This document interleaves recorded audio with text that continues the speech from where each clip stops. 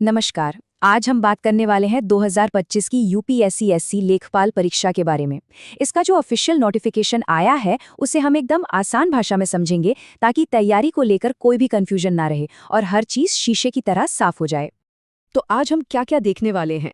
सबसे पहले परीक्षा का एक ओवरव्यू लेंगे, फिर एग्जाम की पूरी योजना को समझेंगे, उसके बाद जनरल नॉलेज का सिलेबस क्या है वो देखेंगे, फिर कंप्यूटर और यूपी स्पेशल सिलेबस पर नज़र डालेंगे और आखिर में कैंडिडेट्स के लिए जो सबसे ज़रूरी इंस्ट्रक्शंस हैं उनकी बात करेंगे। तो चलिए शुरू करते हैं। सबसे पहले उन कोर नंबर्स पर नजर डालते हैं जो इस पूरे एग्जाम का बेस है। इनको जानना बहुत बहुत जरूरी है।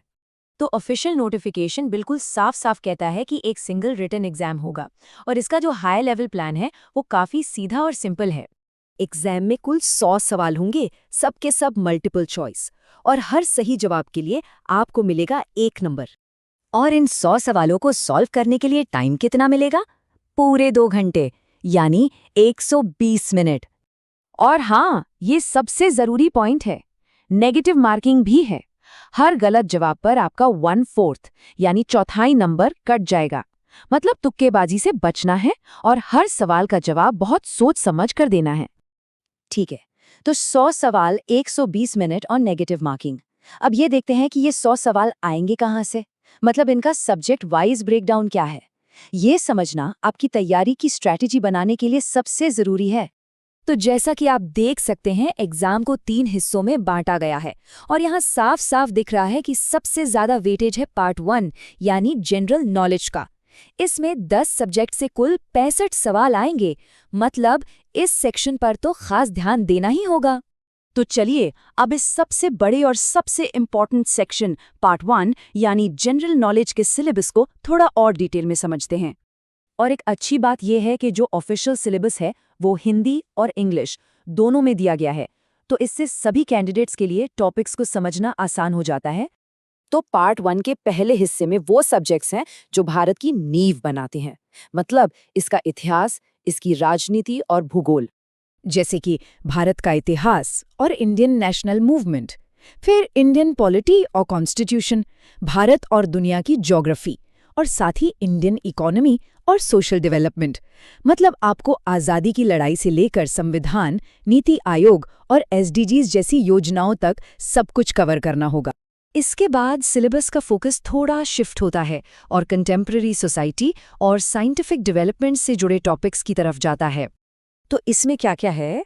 रूरल सोसाइटी एंड डेवलपमेंट, मतलब ग्रामीण समाज और विकास, नेशनल और international current events, science and technology और एनवायरनमेंट एंड डिजास्टर मैनेजमेंट। इससे साफ पता चलता है कि ये एग्जाम सिर्फ किताबी नहीं है, बल्कि प्रैक्टिकल नॉलेज पर भी इसका पूरा फोकस है। और अब आते हैं इस सेक्शन के आखिरी 2 सब्जेक्ट्स पर, जो आपके एनालिटिकल स्किल्स और हिंदी भाषा की पकड़ को टेस्ट करेंगे।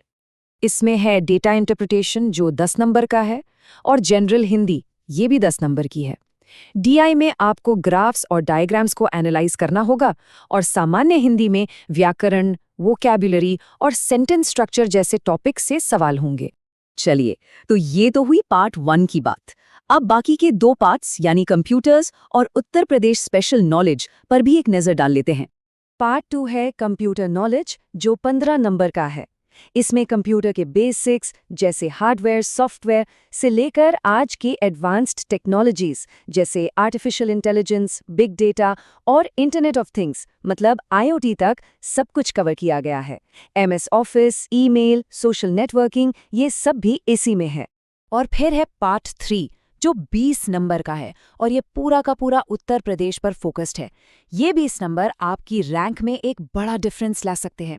इसमें यूपी का इतिहास, culture, art, geography, economy, administration, मतलब यूपी से जुड़ी हर जरूरी जानकारी पूछी जाएगी। अच्छा, सिलेबस तो हमने समझ लिया, लेकिन ये तो आधी लड़ाई है। असली खेल के नियम जानना और उन्हें फॉलो करना भी उतना ही जरूरी है। और नोटिफिकेशन में एक बात पर बहुत ज्यादा जोर दिया गया है, और वो है एक्यूरेसी। साफ साफ लिखा है कि एप्लीकेशन फॉर्म में दी गई कोई भी जानकारी अगर गलत हुई तो कैंडिडेचर कैंसिल हो सकता है।